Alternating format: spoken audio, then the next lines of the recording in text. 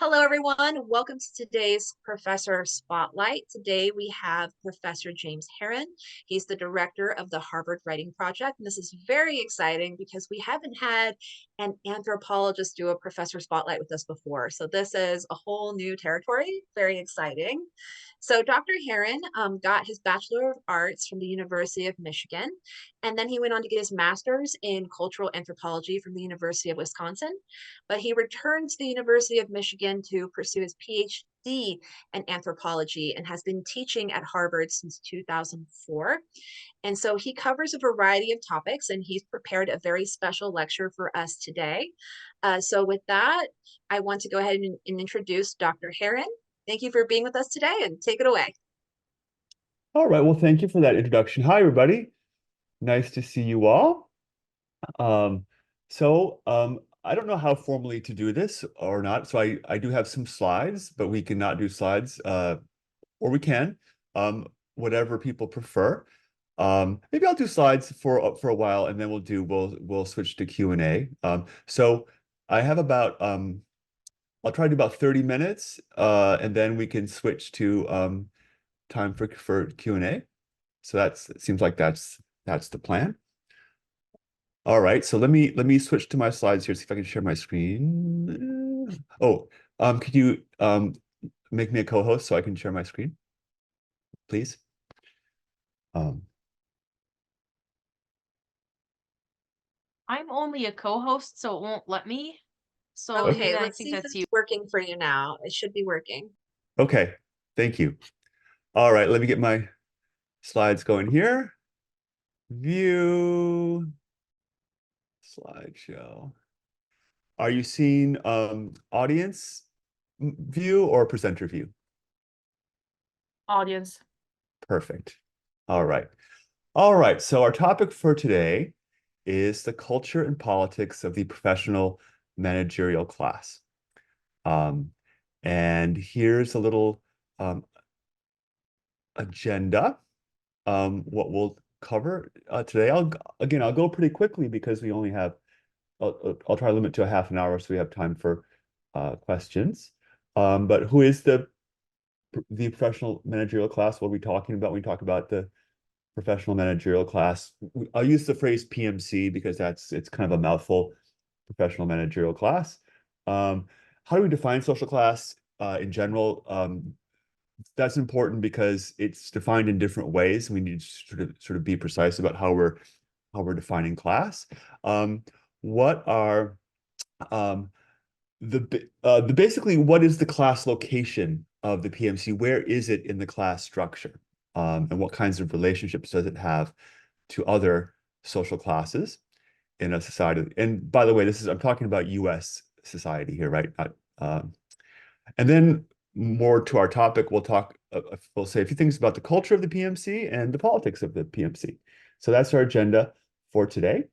So who are we talking about when we talk about the PMC? Well, actually, first thing, why is the PMC important? We haven't even defined who they are yet, but we'll sort of get there shortly, right? So why is the PMC important? Why should we attend to it? Well, I mean, they're an important group in our society. If you listen to Fox News, they would be defined as the liberal coastal elite, right? The liberal coastal elite is sort of how Fox News speaks of the PMC. Now, they use the term elite, but in fact, they're not talking about often the upper class, which is distinct from the PMC. They're talking about the PMC, right? The PMC also plays very important roles in corporate America, in government, in academia. They run those things very largely. The PMC dominates our mass media, and our culture industries are very much dominated by the PMC. In many places, they are institutional gatekeepers. So if you are going to apply for a job at a corporation or with the government or with in academia, you're probably going to be interviewed and scrutinized by a member of the PMC. The PMC is about 20% of the US population. So that's why they're important. That's why they're, I think, of interest to us.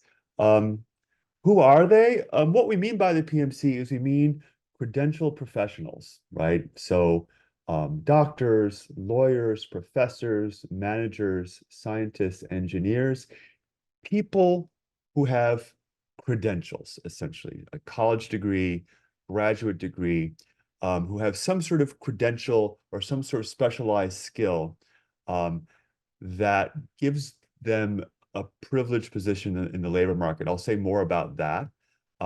Sometimes we refer to the PMC as the upper middle class. That's just another term for it.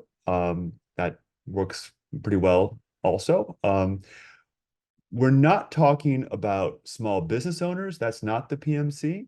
Um, I'll say a little bit more about that in a second, but that is not the professional managerial class. It's not small business owners. And we're not talking about the working class either, although the boundary between the professional managerial class and the working class is actually quite blurry. And I'll say a little bit more about that in a second. Okay, let's talk about how we're defining. So I've already spoken about some social classes. I've spoken of the PMC. I've spoken of the working class and small business owners. How am I defining class here? And again, I'll try to go quickly here because this can be kind of a thorny issue here. I'll try to go through it as concisely as possible. The way that many people think about social class, the way that social class is oftentimes defined or conceptualized in the mass media is what's called a gradational approach, right? That is, one social class is defined on a gradient, having more or less of something. Typically, that something is income or wealth, sometimes education. How much education do you have, right? Or sometimes some combination of all three. But the idea is that social class is defined by a gradient of these things, right? So if you have a lot of wealth, if you're in the top 5% or whatever, you're in the upper class. If you have, if you're in the second decile, the second quintile, then you're in the upper middle class, and so on, right? Oftentimes we think about class as having more or less of these things.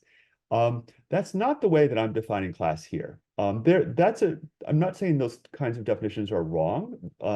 I think they're actually good for some things, but I'm using the more classical definition of class, which is the definition that we find in Adam Smith, we find in Ricardo, we find in Marx, we find in Max Weber, right? This is the idea that social class is basically not how much you have of something, whether it be wealth or education, but it's basically your position within the economy, the position you occupy in the economy, the position you occupy within the productive or economic relations of the economy. That's how the classical theorists defined it. And that advantage, I'm not going to go into this now, but that advantage, I think, has a number of advantages over the gradational definition. The chief disadvantage of the gradational definition of class is it's kind of arbitrary, right? So you say, okay, let's say we're going to say the upper class is that portion of the population in the upper 2% of wealth, right? Well, why 2%? Why not 1%? Why not 5? Why not 10? Why not 15, right? And it turns out there's oftentimes not a very good answer to that question. Why 2%? Why 5%, right? It can be a little bit arbitrary in the gradational approach, how you define class, whereas the classical definition, which focuses on one's location in the economy, is less arbitrary, I would argue. But anyway, that's how we're defining social class. Let me say a little bit more about that. So the kind of society that we're talking about, of course, is a capitalist society, a capitalist economy. What is capital? Again, going very fast here, so just to kind of get to our major topic, right? What is capitalism? Well, capitalism is when we have private ownership of the means of production. That is productive economic assets are owned privately, such as factories and businesses, right? Those are privately owned, right? In a capitalist economy. We have markets in labor. That is, people sell their labor. People who do not own businesses sell their labor, right? Another element of capitalism is market dependency. That is, we depend on the market for the things that we need. Almost everything that I need in life, food, clothing, shelter, is obtained via the market. Competition among firms and the profit motive, right? That basically defines capitalism. And all those things are not unique to capitalism, but their sort of co-occurrence and dominance is what defines capitalism.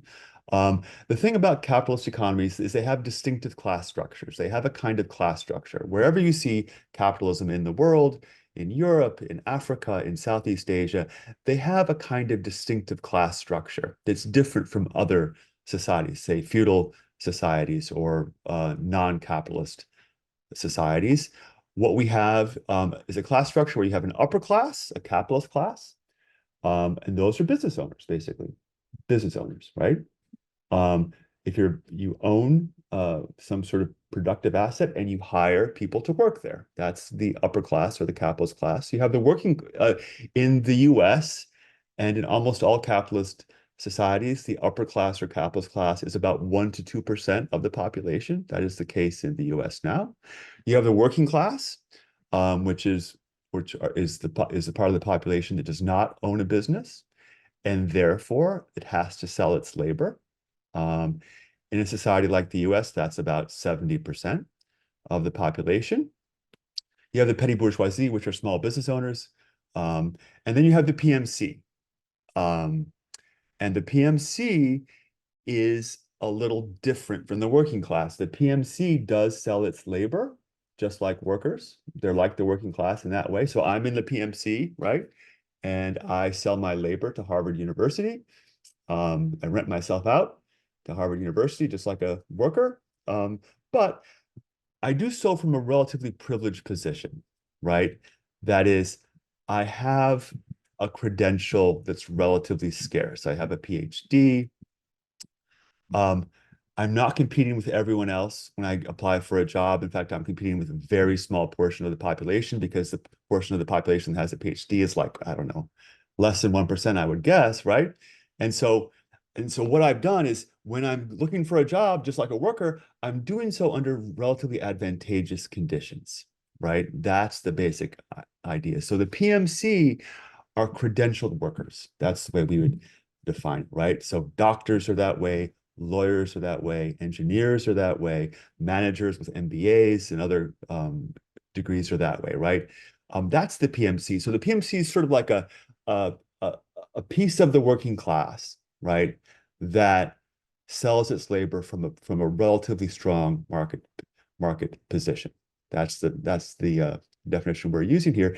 In a society like the US, the PMC is about 20% of the population.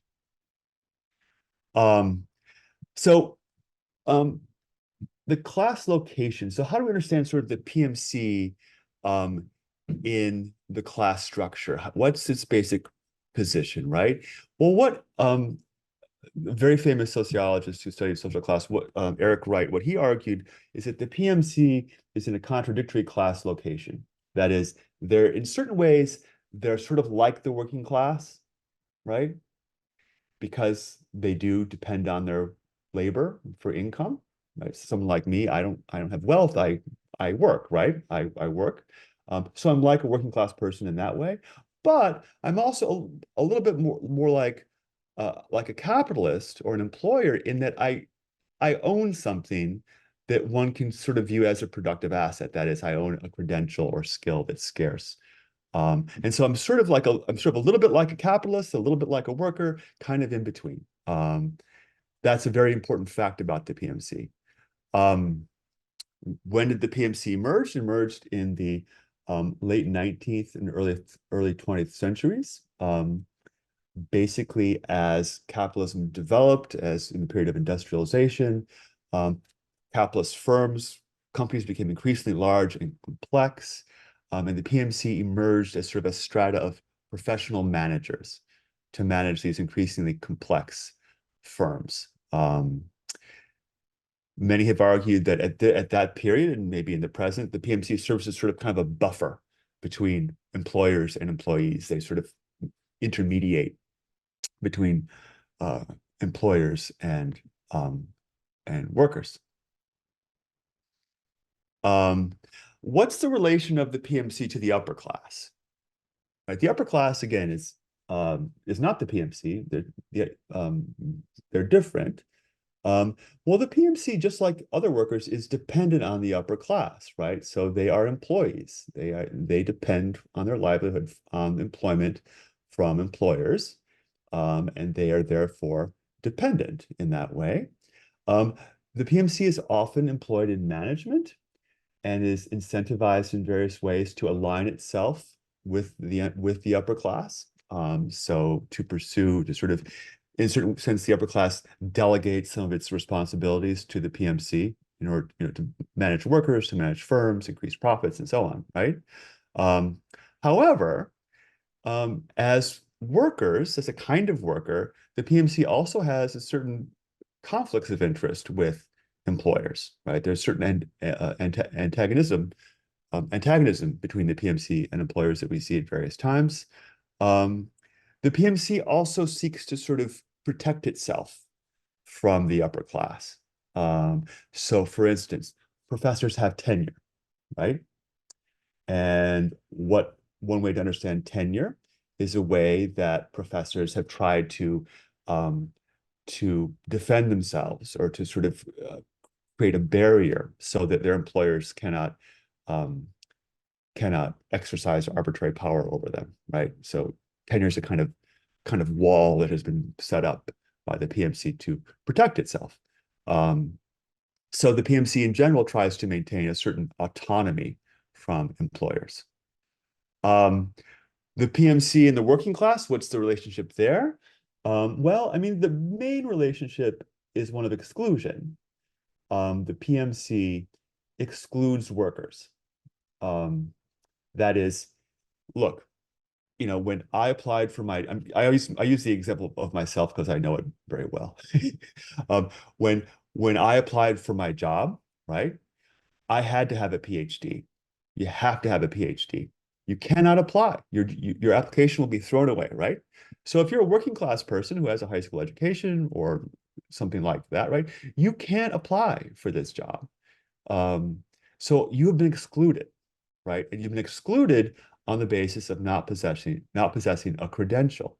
And generally speaking, that's what the PMC does. It excludes workers through credentialing from the goodies, from the high-paying jobs, right? From the high-paying professional jobs. The PMC is also typically in positions of authority vis-a-vis the working class, such as managers. They boss people around, right? They're the boss. In fact, if you're a working class person, the boss that you know is a professional. The boss that you know is not the upper class. They're off on their island, right? They're not in the business running things. They're off, they're off with Elon Musk somewhere. The boss that you know is the professional. Members of the PMC oftentimes feel themselves to be superior to the working class in education, culture, and so on. In turn, this is well documented, American workers tend to feel a certain amount of hostility towards the PMC. They don't like the PMC. The PMC is arrogant. The PMC bosses them around. The PMC looks down on them. So there's a certain hostility. Although historically, we have seen periods in which professionals and workers have been in alliance, and we have seen periods in which professionals and workers have been in conflict, right? So it's not an easy story. The culture of the PMC. Now we can turn to our kind of our main topic here, right? The culture of the PMC. What is the culture of these people, these professionals who inhabit the Harvard University and New York Times and Google and all the places where their habitat, right? What is their culture like? And again, it's hard to generalize about the culture of this huge group, right? Again, it's roughly 20% of the U.S. population. How do you generalize about them? And of course, you can't. I mean, there are all kinds of cultural differences within the PMC, regional differences, differences within sort of different factions, academics versus managers and so on, right? So it's any generalization that one makes is going to be imperfect, but it's possible to make some, right? One central aspect of the culture of the PMC is an emphasis on expertise and specialized knowledge. The PMC loves expertise, they love experts, they love uh, for obvious reasons, right? One can sort of see because that is their bread and butter, right? That is what allows them to have the position that they have, right? Is that they are experts. They've gone to college, they've gone to grad school, they have certificates, um, that's the source of their advantage. And so therefore they place a great deal of emphasis on those things. So if you read the New York Times and you see that Donald Trump is not listening to scientists, he's ignoring the science on X, right? That's a very much a PMC kind of thing to say, right? Because the PMC is really into expertise in science. They're also very focused, but again, this is because of their position, right? In the economy, they're very focused on education, educational credentialing, elite education. If you see someone who is putting their kid through private school and buying them tutors and paying college counselors and going crazy trying to get their kid into an elite school, that's a member of the PMC very likely, right? That's what the PMC does. Because if you think about it, that is the source of their social position, right? I mean, the irony about the PMC is they put all these barriers up to protect themselves from the market, right? They put up all these barriers, right? Again, you have to have a PhD or no need to apply. But the problem with that is those barriers apply to their own children, right? Their own children face the same barriers. I remember a few years ago, my youngest son, I think he was like in his third grade or something, and he said, "Daddy, do you like your job?" And I said, "Yeah, I like my job." And he said, uh, "Daddy, when I grow up, can I have your job?" And I said, "Well, no, it doesn't work that way, right? I wish I could give it to you, son, but I can't because it doesn't work that way. But listen to this. If Barron Trump goes up to Donald Trump and says, 'Daddy, can I have your job when I grow up?' Donald can say yes, right? Because Barron can inherit it. Whereas my kid has to go to grad school for 10 years, you know, right? And so it's a big difference, right? So, so for this reason, the PMC places lots of emphasis on credentialing and education. There's also what we see among the PMC, especially in recent times. I can say more about this in a second. Is a sort of an ongoing attempt by the PMC to differentiate itself from the working class. Because the PMC does, in fact, resemble the working class in many important respects. The PMC, we work, right? We have to work. We don't have wealth, or at least we can't live on our wealth. We might have a little bit, right? But we work. And so we resemble workers in this way. We're dependent on our employers in the same way that workers are. So there's a way in which the PMC looks like the working class, but the PMC, of course, doesn't like that, right? They like to think of themselves as very wonderful and special and wise and well-educated, right? And so there's a lot of effort to sort of differentiate oneself from the working class among the PMC. Also, emphasis on professionalism, objectivity, rationality. These are traditional values in PMC culture. How are we doing for time here? 23? I'm doing pretty good. Politics of, oh no, more aspects of the culture of the PMC. So this here I'm drawing mainly on some really wonderful research by the sociologist Michel Lamont, who did it's an old book now, but it's a good book called Money, Morality, and Manners, and basically argues basically was examining the American professional class, comparing it to the French professional class, and Lamont uncovered certain key values that characterize the PMC. One is the value of self-actualization, the idea that one should live up to one's potential, one should have the opportunity to develop and live up to one's potential in a professional context, but also more broadly as a human being. This is a major theme. A great deal of emphasis on professional achievement and competence, right? If you meet someone and they say, "What do you do?" Right? The first question they ask, "Nice to meet you. What do you do?" Right?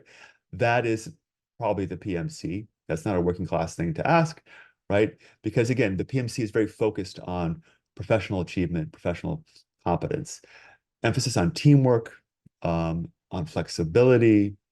Um, Again, you can see that because the kind of the natural environment of the PMC is large organizations, right, such as universities, corporations, foundations, government, values of teamwork, flexibility are the kinds of values that are important in that kind of context. A lot of emphasis on hard work and meritocracy, although that's not unique to the PMC. That's actually quite widely shared in American culture, especially the emphasis on hard work. That's also a major theme in working class culture. A certain emphasis on being enlightened and cosmopolitan, viewing themselves as sort of the enlightened, the well-educated segment of the population, more enlightened than the working class, right? And also more enlightened than the upper class, right? They sort of view themselves as sort of the pinnacle of culture in their society. Politics of the PMC. The politics of the PMC, it's harder to generalize. They're historically, the politics of the PMC have been quite variable. So there have been periods in U.S. history when professionals have been more aligned actually with the working class, right? So if we point to the late 19th, early 20th century, the progressive era in the U.S., that was an era in which the PMC was actually seems to be much more aligned with workers, right? In the sense that advancing policies such as welfare policies, literacy, universal education, that were actually beneficial to the working class. Others have argued that in contemporary times, the PMC has been more aligned with the upper class, sort of as a sort of a handmaiden or sort of a adjunct to the upper class. So it's actually hard to sort of say, where does the PMC fall in terms of its politics?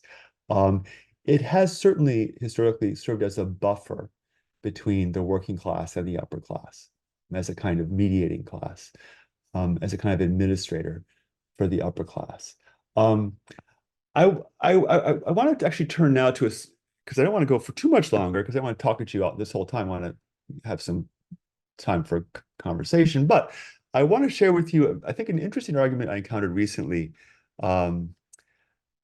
This is an argument that comes from a book by the political theorist Benjamin Studebaker, who has a book called The Chronic Crisis of American Democracy, and has an interesting argument about the role of the PMC in contemporary American culture and politics, right? So what he points out, again, the first point here is a very obvious point, right? We sort of all know this, right? That in the US, we have had for several decades, increasing class inequality, in which most gains have gone to the top of the class structure, typically to the top 1%, top 1 to 2%, mostly to the upper class, and maybe the upper reaches of the PMC as well, right? Sorry, this second point says PMS, it should be PMC. What this sort of increasing wealth inequality is this sort of lengthening out of the class structure, where the rich are getting very rich and the working class has been stagnating now for 5 decades, right? What this has meant is that portions of the PMC, not all of it, but portions of the PMC have been undergoing proletarianization. That is, they are becoming more like the working class in terms of their conditions, in terms of their pay, right? I give the example of my mother. So my mother, she's retired now, but she was a high school teacher. Um, and and when she was a teacher, she's very elderly now. She doesn't work anymore. She retired 30 years ago, right? But when she was a teacher, it was a pretty good professional job, right? In the sense that the pay was actually decent and she got regular cost of living increases. She had tenure, that is, she couldn't be fired. She had excellent health insurance that cost her nothing. Um, she had job security, um, right? So it had the trappings of a professional job, right? Stability, decent benefits, so on, right? Teachers now in my hometown, because my mom still has friends who are teachers, they have none of those things. No tenure. Sorry. And she has a pension, right? That's a big one, right? Now, no tenure, that's gone. Pension, gone. Free healthcare, gone. Cost of living increases, gone, right? So it's a job that was once a pretty stable professional job has now become a lot more like, if you're a teacher in Michigan, where I'm from, you don't earn a lot more than a working class person anymore. You don't have stability anymore. Um, you don't have a pension anymore. The job looks like a working class job in many ways, or very close, right? So what Studebaker calls this is he calls this the fallen PMC.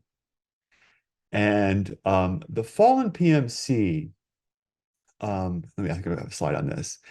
It's basically what he refers to as essentially college-educated people whose incomes, working conditions, economic situations are really pretty similar to the working class now, right?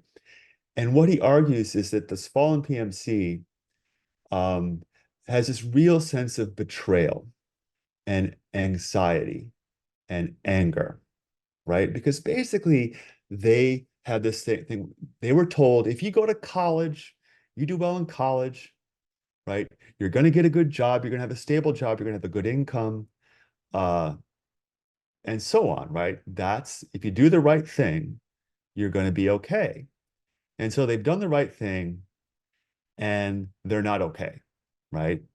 That sounds, that promise has not been fulfilled. And so the way this plays out in our culture, and again, I think this is quite interesting, is that this is what he calls the fallen PMC, what the fallen PMC.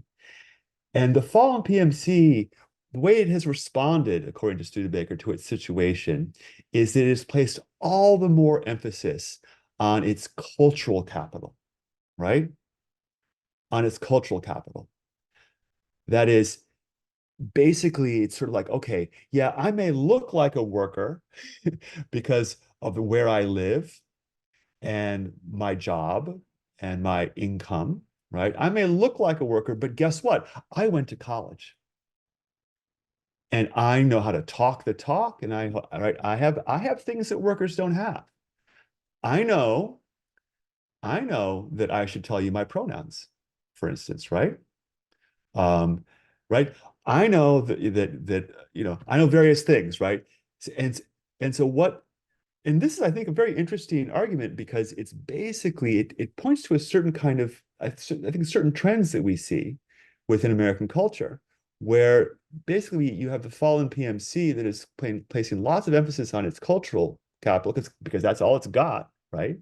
Um, and and sort of um, uh, leading to sort of divisions, right, with other working class people, right? I mean, one possibility, right, is that as as professionals have been proletarianized, have they become more like workers, they would actually feel a sense of solidarity with workers. They'd say, okay, yeah, we're all workers now, right? But that's not what's happened. What's happened is actually an increased sense of difference. But again, cultural difference, sort of, it's compensating for the lack of economic difference. I think that's a very interesting argument. So I think that's about all I want to do. Here's some key readings that I drew on in this talk. There's a huge amount written on this topic. So these are just a few, I think, of the best, most important things. And so now we'll have some time for Q&A. Let's see here. Yes, Andra. Hi, thank you for the talk. That was very interesting. I've never really, sorry, my cat's dying. Okay. Um, and yeah, I never really realized that we're part of the PMC. I mean, I suppose it's like I didn't know there was a name for it. Yeah. So I'm also a military spouse, and I was wondering where does the military fit in this world? Because you see both. It's kind of like a small miniature world of the US, right? Yeah. So you see the people who have the degrees, Mhm. like the officers, and then you see the majority, the enlisted, who don't, but they through tenure do go up. And Mhm. it was interesting what you said, your mom doesn't have pensions anymore. Oh, And I feel like maybe that's one of the last ones that is left where you still have all of it. in the military. Yeah, like you have the retirement, all these benefits, and yeah. Yes. Yes. No, I mean I think that's a very good point, right? And I think in the military, right, you would have a sort of a class structure that's similar to, say, in a corporation where you have people who are at higher positions, who are managers or directors, who are typically would be members of the professional class, right? They would be people who have gone to college and have degrees, have master's degrees, and so on, right? Whereas then, of course, the enlisted people would correspond to to the working class, right? So yeah, you would have the same kind of structure there. I think you're quite right that the erosion of position that certain parts of the PMC has seen in recent years is the military has been insulated from that a little bit, right? So that one still has one's pension, one's benefits are more or less intact there. I mean, the military is the state, right? It's the government, so it's not a private firm at all. Um, but yes, but thank you for those comments. Other other thoughts, comments?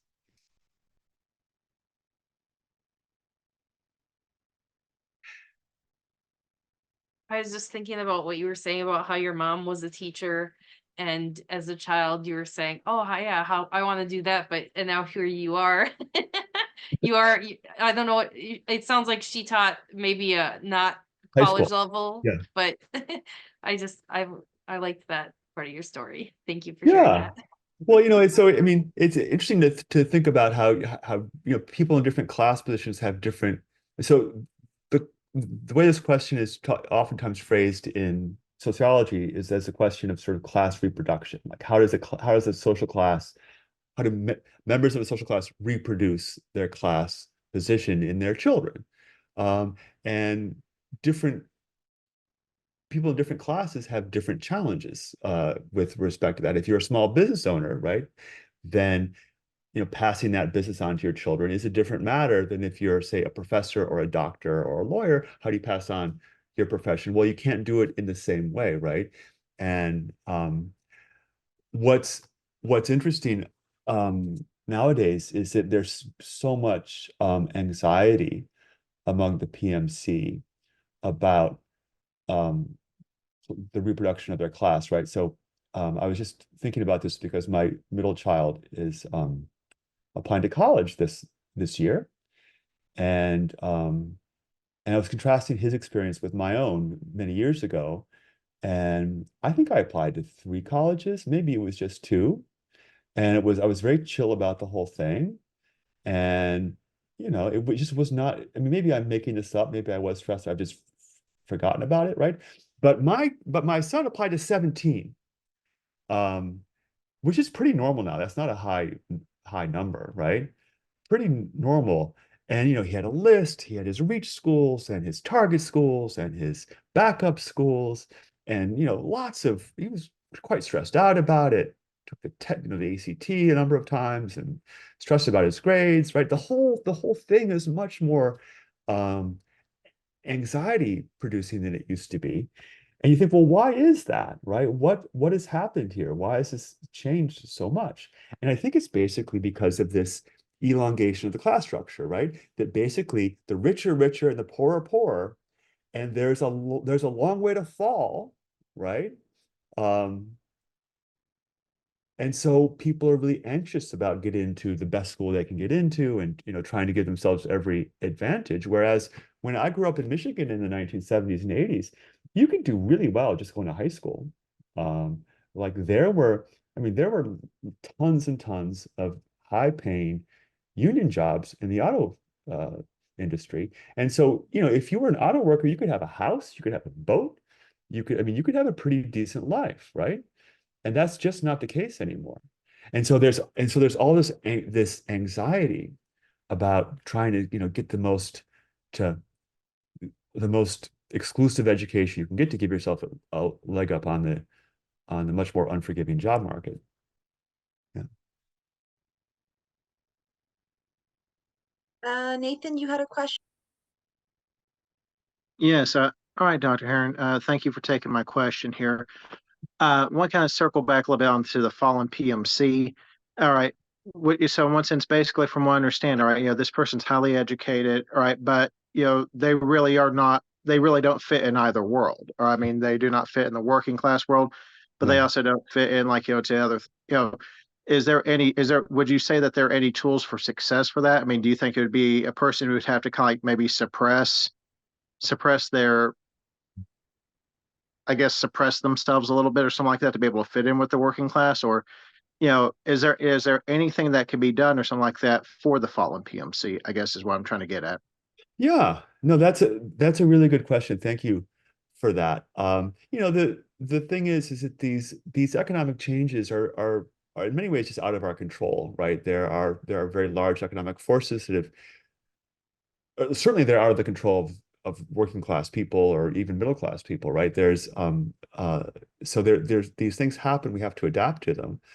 I would say that so insofar as the fallen PMC, insofar as their economic position has come to resemble that of working class people, they have the same tools, or they need to use the same tools that working class people use, right? Which is classically unionization, right?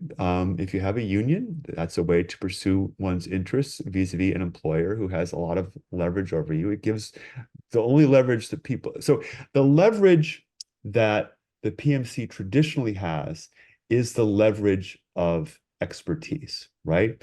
If I'm a brain surgeon and I can do a certain kinds of surgery that only a few people in the world can do, then I'm in a very good position vis-a-vis my employer, right? You want to hire me, it's going to cost you $500,000 or whatever, right? That's what I need to be paid.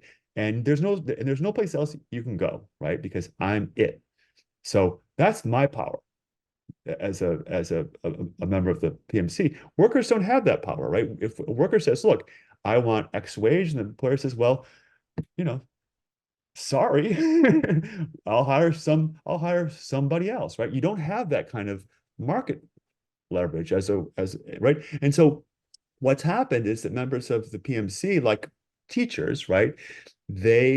Former members of the PMC, they're now in the fallen PMC, they are in a position that's similar to workers. They don't have the leverage. And so the way that you get leverage is actually through organization. And there are very few other ways.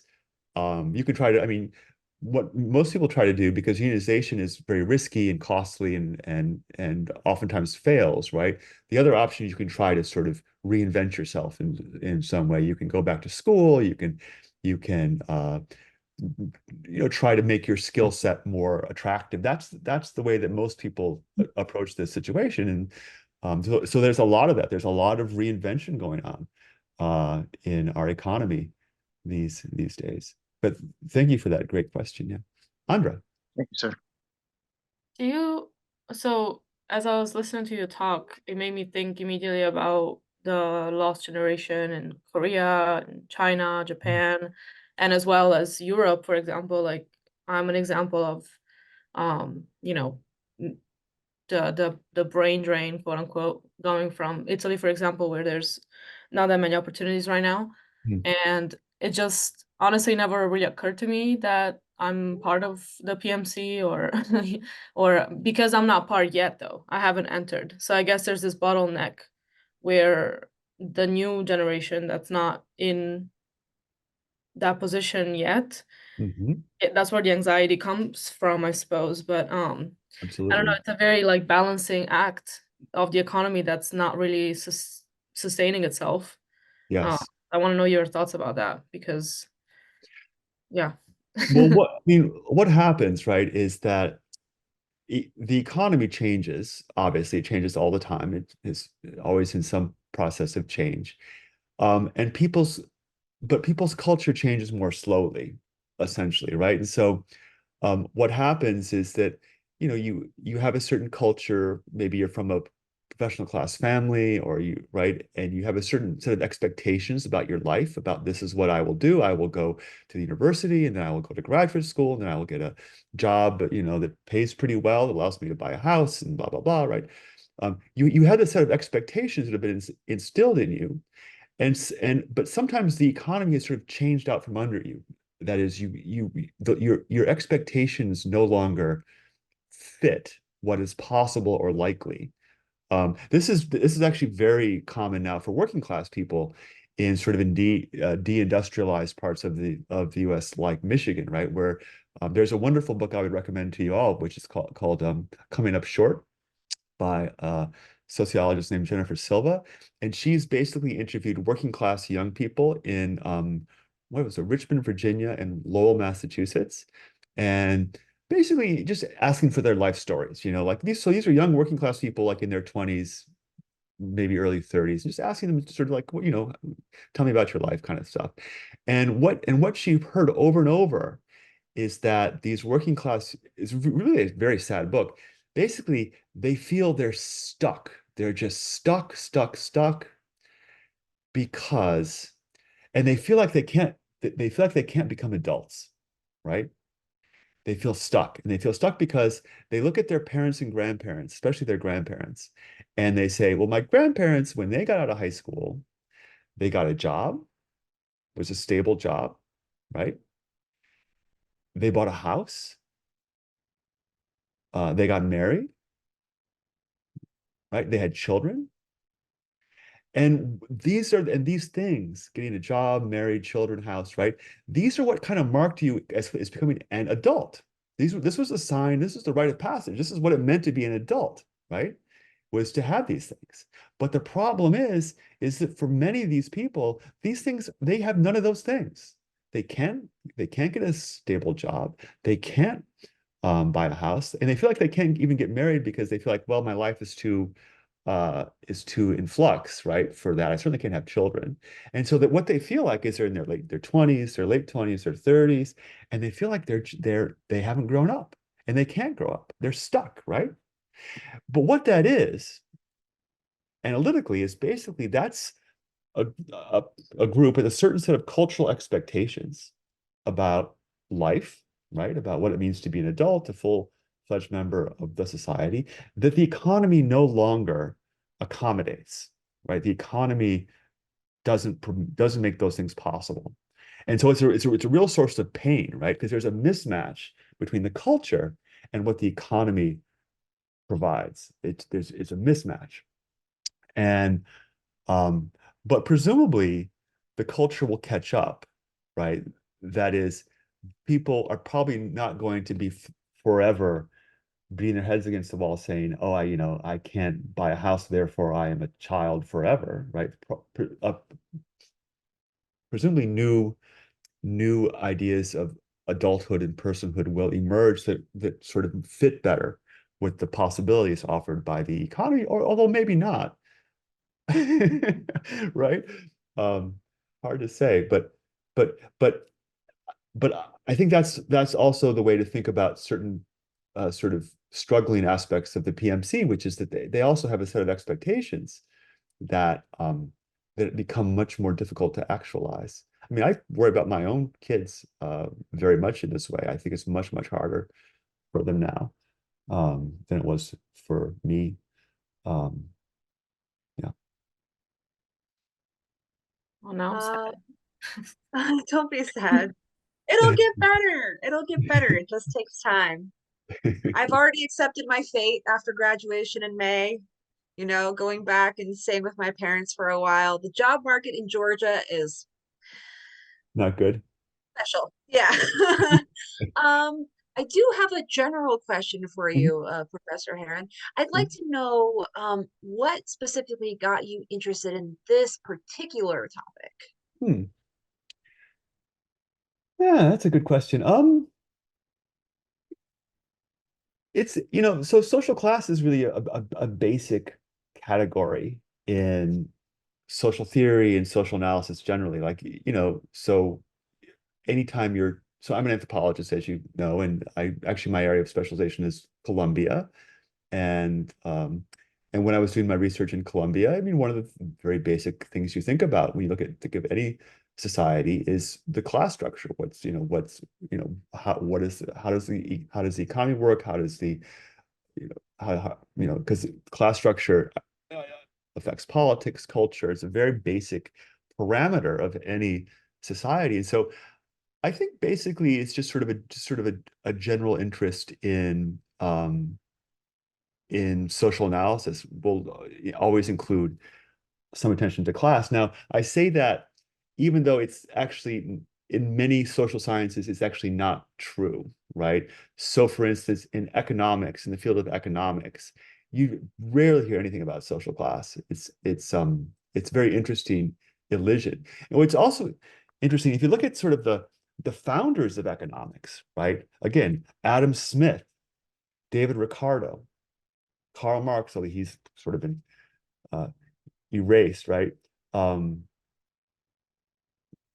For them, class was central, right? If you want to understand the way an economy worked, the way that production, distribution, consumption worked, class was a very important part of that, right?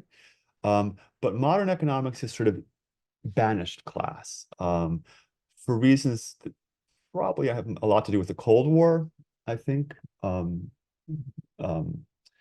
but So my answer to your question is basically it's just kind of a very central concern, at least. But so social class has maintained its salience, not in so much in economics, but in sociology, yes, still, right? In anthropology, yes, still. Um, so I would say most anthropologists or sociologists have at least some kind of interest in social class, because it's very basic. It's interesting. Americans don't use social class as a lens on the world very much. They much prefer to think about race, ethnic differences, these kinds of things, right? Um, that's, when it comes to inequality, for instance, right? We think about inequality. Most Americans think a lot of inequality largely in terms of race, of racial inequality, and not so much about class. But class is a very important way to think about inequality. I think lots of the racial inequality that we see in the US is actually class inequality that is sort of being perceived as racial, even though it's basically class inequality. Yeah. So long answer to your question. Thank you. I'm not sure if you're familiar with Professor Danilo Mandic, but I think he'd Of agree with a course. lot. He's one of my favorite professors of all time. And so Great. when you said that, I automatically thought about him as well. Where do Harvard Extension graduates fall on this ladder?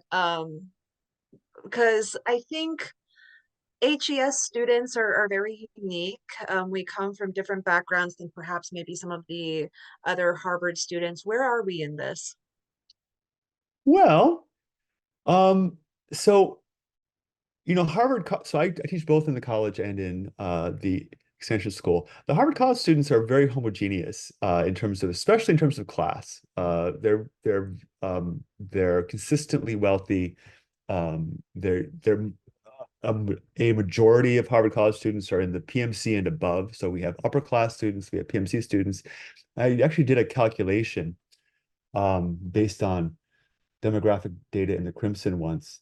It's a rough calculation, but I tried to calculate how many members of the white working class were in an incoming class of Harvard. So of Harvard College, of the 1,600, guess how many members of the white working class there are?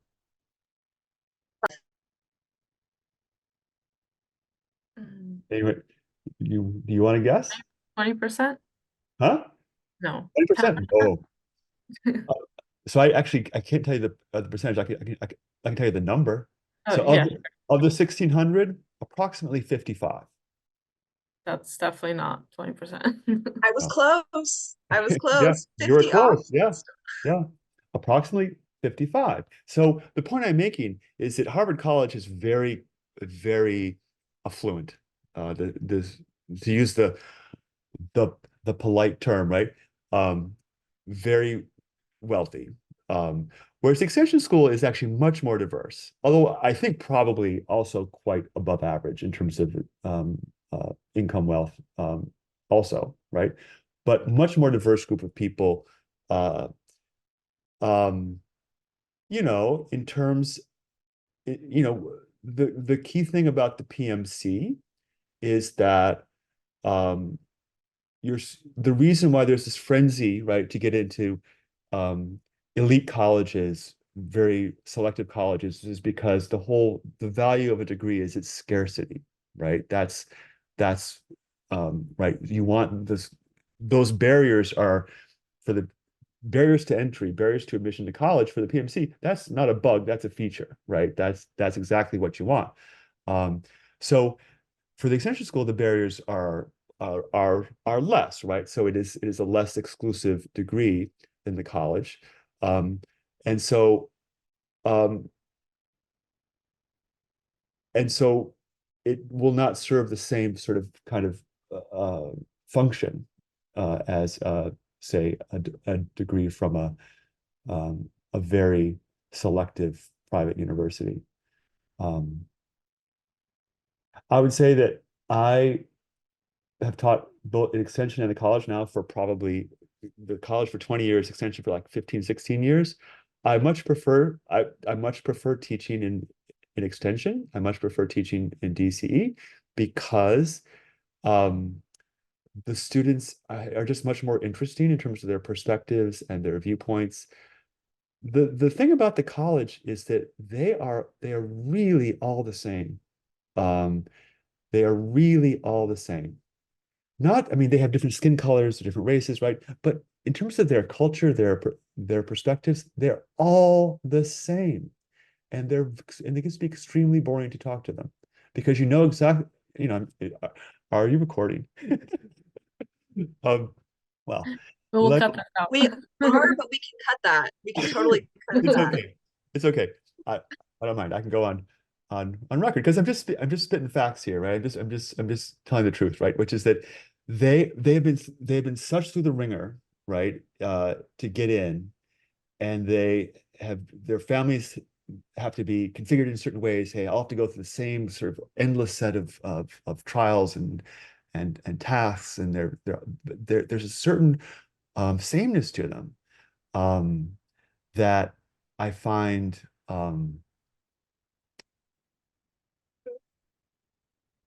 it makes the classroom discussion less rich, right? Whereas in DC you have people from all kinds of experiences, all kinds of backgrounds, a lot of richness. My classes are about social class and race and gender, and especially with class, it really, to understand class, it really helps to have had a job, right? It really does help. It helps a lot, right? So, for instance, right? I mean, I'll say things to the college students. I'll say, look, guys, here's one thing that any employed person knows, right? Any employed person knows, which is your employer really doesn't give a shit about you. Ultimately, right? They don't, I mean, sure, they don't want to hurt you in most cases, right? But ultimately, your well-being is not high on their list, right? And everybody knows this. Everybody who has had a job knows this. But they look at me like, what are you talking about, right? What do you mean they don't have your well-being in as their top priority? Because they haven't had jobs, right? Um, and so and so the point I'm making is that teaching students who are typically older, who are typically more experienced, who've had an opportunity to reflect on some of these things, is I think a much more interesting experience. Also, the extension school students tend to push back more on things, which I like. They argue with me and they disagree, which I also welcome because that's fun. You know? If I may, Sure. for some of that disagreement. Do you think it's about age or class or both? Because I feel like I was also quite dull when I was 18, 19. Yeah, I think it's both. I think it's both.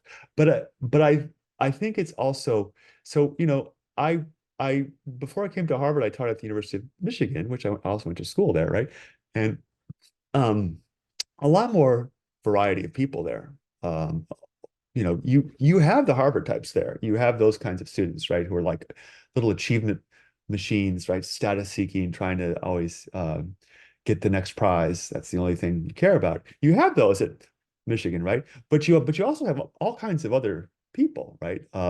Who so a lot more variety in terms of orientation, culture, right? Whereas Harvard is very homogeneous. Um, and they're not all right either. In the college there's a lot of anxiety, a lot of unhappiness, a That's lot of by design, or is it, it it a byproduct? it's a byproduct. It's a byproduct because they've been socialized. They're always seeking the next prize, next award, next accolade, right? And they're on this treadmill of trying to get more. I want more of that, right? And of course, you're always disappointed, right? I mean, you never get it all. You always fail. And sorry, I'm seeing you ranting about the Harvard College students, but I'll tell you one more thing that is a new thing in their extra curriculars now. Now they're driving themselves crazy with their extracurricular clubs, like their club, right? So they have these clubs now which have like a 5% admissions rate or 10% admissions rate, very elaborate comping process you have to go through. You have to do all these tests and blah, blah, blah, and interviews after interview after interview. And now they're driving themselves crazy with that, right? Like, oh, I didn't get into my club, you know? And it's like, why are you doing this to yourself, right? This isn't even real. This is just like a club. Why are you making yourself so miserable? Um, and it's because it's just the way they function now. They've been wired in this way. But wouldn't Um, you say, like you said earlier, that all is left of the PMC is the social capital? So getting into those clubs maybe, assures that you have some sort of social capital. Absolutely. No, you're absolutely right. I think it's a big distinction with extension too, unless you're actively trying to engage. The college students are kind of forced to engage. There's no other option. So Yes. eventually you'll come out with, connections, whatever it is. It's Yes. social capital. And if I this my tone was probably wrong in the sense that I don't mean to blame them for it. It's not that these are things that are happening, They have and to do. right, Yeah. right. Because they do feel such enormous pressure, absolutely, and they do feel like they need to sort of get every possible advantage, get every sort of develop their cultural capital to the max, right? Because it's a dog eat dog world out there, right? And so absolutely, it's not their fault. I mean, they're certainly in some respects the victims of this process, but you do see again a lot of unhappiness and stress and anxiety and depression among students because they just feel like they can never measure up and they have to always be the best. But the best by definition, that's almost no one. That's the best is one, right? There's only one best. And so you're going to be disappointed if that's how you derive your sort of self-esteem and your sense of who you are. You've been at Harvard for a long time. Have you seen this change throughout the last? Okay. Yeah. Yeah. You're right. No, I mean, it's always been more or less that way, but with especially the extracurriculars, which they now seem to be obsessed with. I mean, there's just a whole period during the comping process in the fall where no one's doing their reading, right? Because they're just so obsessed with this, with getting into these clubs. And so that's kind of new. That's something that seems to be relatively new. And they also they view their educations as an investment, right? So they say, okay, you know, I'm going to invest in this education, or my family is, and then we need to get a return on it. I need to make a good salary, which, again, when I was in school, that really wasn't the way we thought about it. It was an entitlement. That is, if you get in, you're entitled to it. It didn't cost that much either. And you didn't feel, okay, it wasn't sort of like I have to work so hard and get a return on my investment. No, it was like, okay, I got in, I'm entitled to this education now. And it's you know, I'm sure I'm an old man idealizing here, but this is the way it felt, right? Which is that it wasn't like I had to get a certain salary out of this investment. It was like, well, because again, it wasn't that expensive. I think University of Michigan in 1986 was like $2,000. Right? My university too, in Italy though. Yeah. Yeah. So it had a different feeling to it. Yeah. All right, everyone, I'm going to open the floor for one last question. Does anyone have one final question for Dr. Herron today? Okay, I see no hands. Now, Dr. Herron, that doesn't mean people don't have questions. You're probably going to get 15 emails. Fine. Can you tell us about any publications you might have that you might want us to check out and more about your upcoming classes? Let's see here. You know, one of the thing I've been reading recently, which I've really enjoyed, is there's a Serbian economist named Branko Milanovic, and I've been reading a lot of his work. And he does work on global inequality is his area. So he looks at basically he's looking at income inequality, but he does so in a very broad lens. He looks between countries and within countries, and looks at historically at how people have understood income inequality. It's very interesting. I would recommend his work to you. He has a book I just finished called Global Inequality, and let me just share like one quick thing, because I know we're out of time, but I found this interesting, right? So what he points out is that in the world today, the greatest quantity of inequality in income is actually not within countries, it's between countries, right? Between countries. And in fact, it is very common that the income distributions of a rich country and that of a poor country do not overlap at all, right? Which I found fascinating, right? That is, right? If you take a rich country like the US, right, and you divide the income distribution into what are called 5%.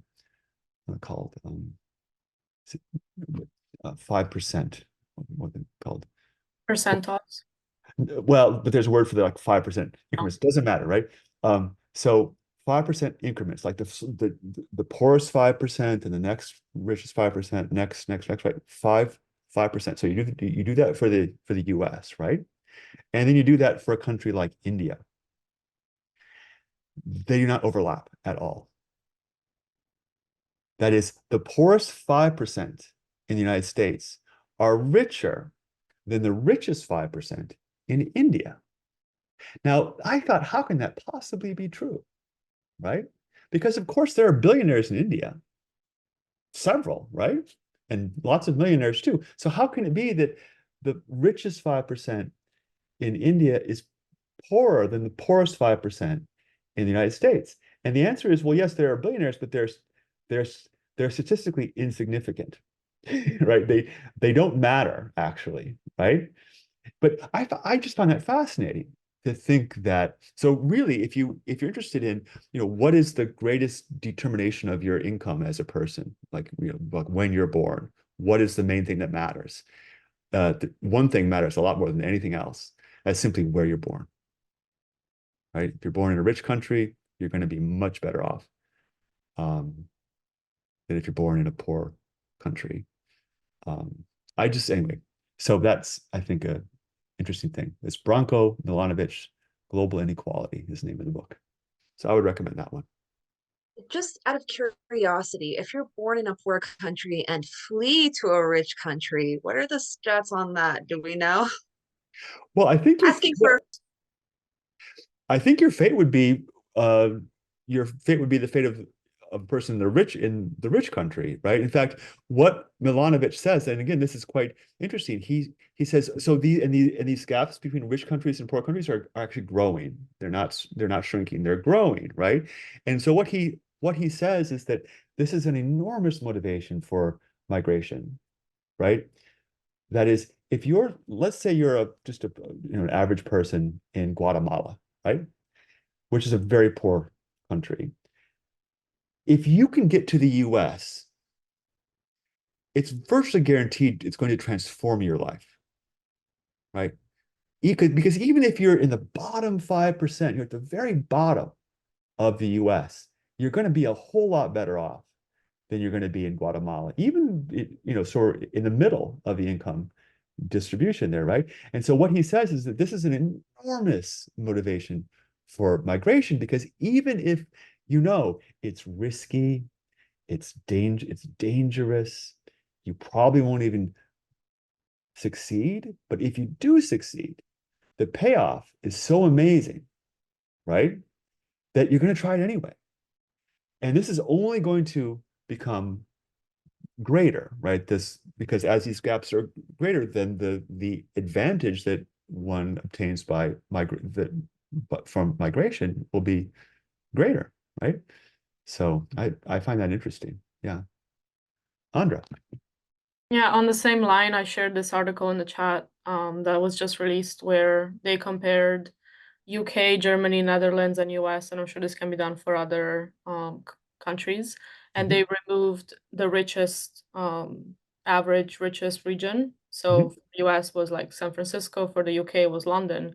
And basically the message is that the UK is poorer than Mississippi if you remove, its average income. Yeah. So if you want to check it out, I think that was Thank you for that. Yeah. So Milanovic studies that too. Sort of, he both studies sort of income inequality within countries and between countries. But he's a very good writer, very clear, very not hard to understand. I would recommend him. Yeah. Okay, Dr. Herron, thank you so much for being with us Of today. course. We're going to end the Q&A here. Did he want to That was share an his absolutely classes? fascinating discussion. Oh yes, your classes. What upcoming classes do you have coming up? Sure. So I'm teaching. I teach a class called what am I teaching? I'm teaching a class on the history of capitalism called Histories and Ethnographies of Capitalism, which I've taught now a number of times. And I'm teaching a class on economic anthropology, sort of an overview of economic anthropology called Money and Power. And I'm teaching a new class that they persuaded me to teach called Language and Culture, which is a sort of a course on, so my subfield is linguistic anthropology, and so it'll be essentially a course on linguistics, but through an anthropological lens. So looking at questions such as like one classic question is like, does speaking a different language change the way you think, right? So do people who speak, say, English versus people who speak Tagalog or sort, right? Does the fact that they speak a different language change the way they process information or perceive the world? Does language affect thought, basically? But so those kinds of questions. Yeah. Does language affect thought? A little bit. like certainly in experimental situations, you can get you can see the effect of grammar on like if you're asking people like to distinguish between certain kinds of objects, the way that a grammar handles like certain aspects of objectness, right? Well, can actually you can see that, but the effect seems to be pretty small. So there are radical claims, like some people have claimed that, well, people who speak really different languages, because the grammars are really quite some people have claimed, well, if you speak people who speak different languages, they really live in these different worlds, right? They perceive time differently and space differently and all kinds of things, right? And that doesn't seem to be true. But so there are little differences that you can sort of get at in experimental context, I would say. I would say I moved to the US when I was 4. I was a Bosnian refugee, but I feel like whenever I try to speak Bosnian, my personality is completely different, which is the most Ah, bizarre thing.